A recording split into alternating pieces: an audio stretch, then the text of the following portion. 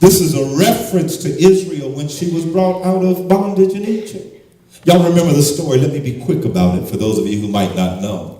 That God found Israel and said he had promised to Abraham long before that they would be enslaved. But God says, I won't forget about them. I'll deliver them and visit them again.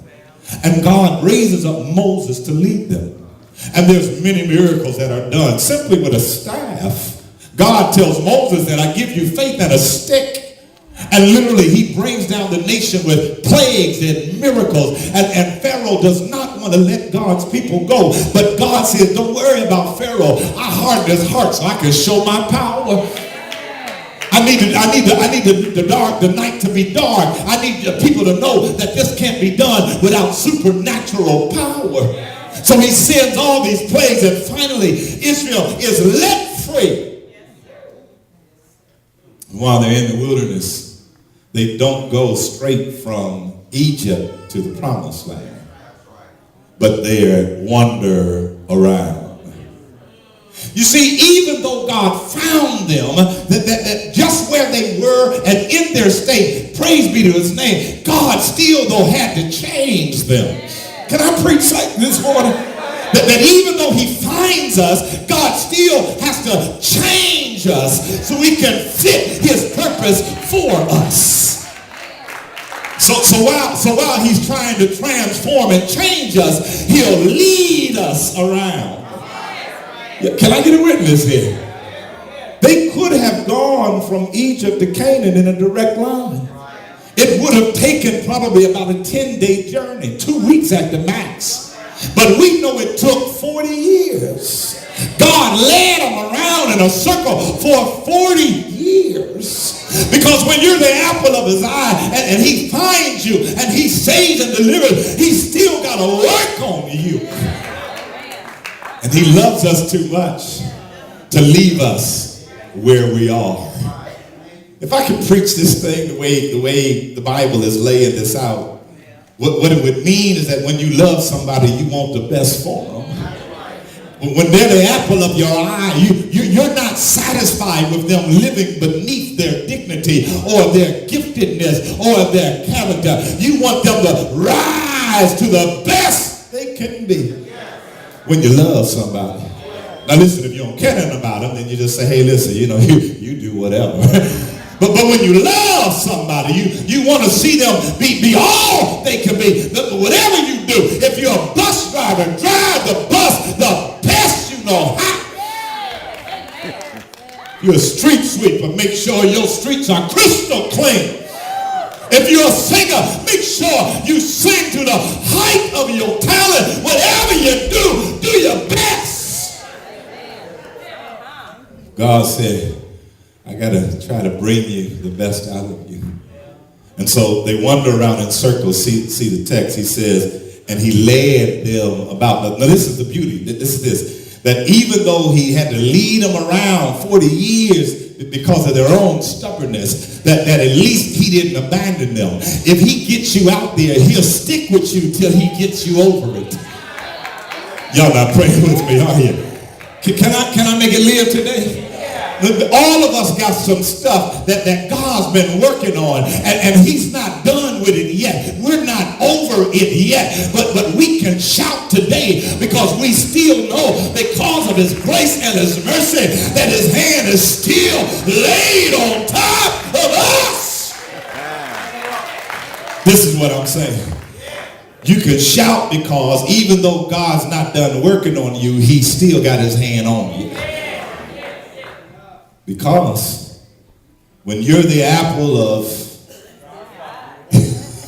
his eye, his love makes him hang in there with you because he's committed to you, even when you're trying to overcome.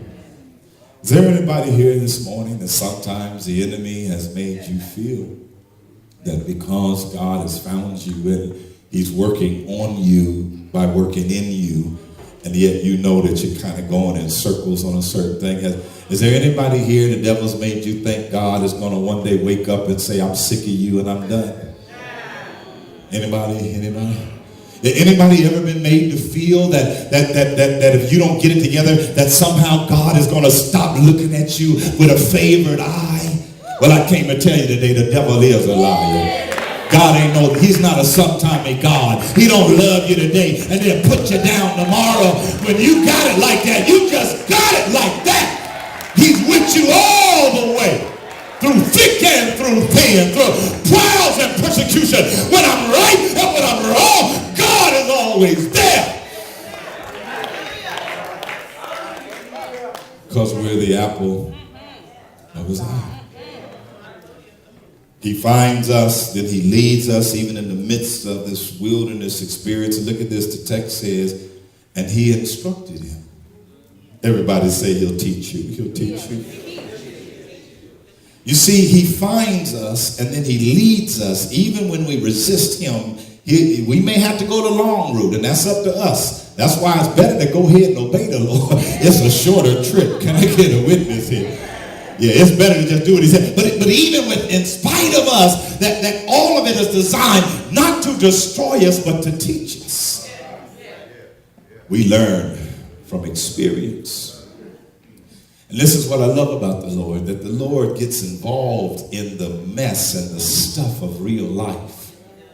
It would be wonderful if we all gave our lives to Christ and then, had our Christian experience happen in a test tube or in a lab somewhere. And don't let me out till I get it all together. But that ain't how it works, is it, church? I said, that's not how it works, is it, church? That it'd be wonderful if I could come to church and then when I leave here, I feel like I'm walking on cloud 9. It'd be wonderful if my boss on Monday behaved himself and stayed off my case. But that ain't the way life is. It's in the experience of life of God leading us and being involved in us. That's how God teaches us and said that they that wait on the Lord shall renew their strength. Mount up with wings like an eagle. We'll run and not grow weary. We'll walk and not faint. Wait, I say, on the Lord.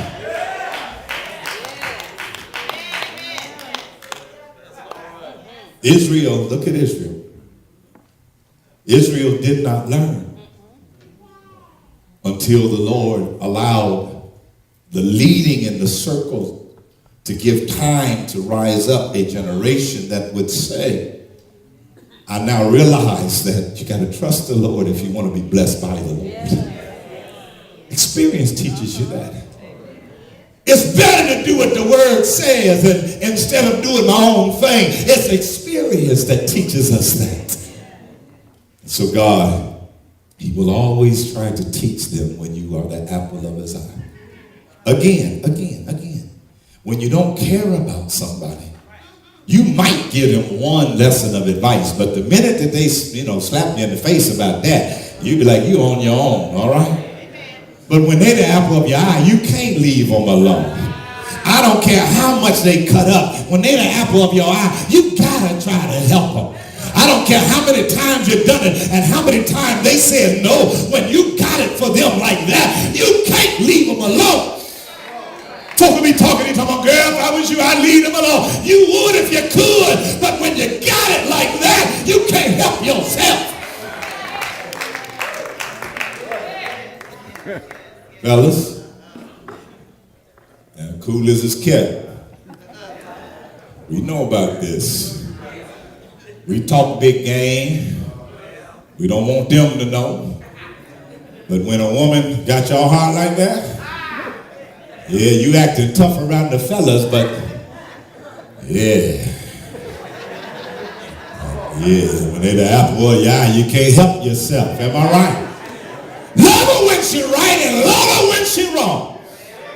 Amen, brothers. Y'all gonna leave me out there by myself. Y'all ain't right.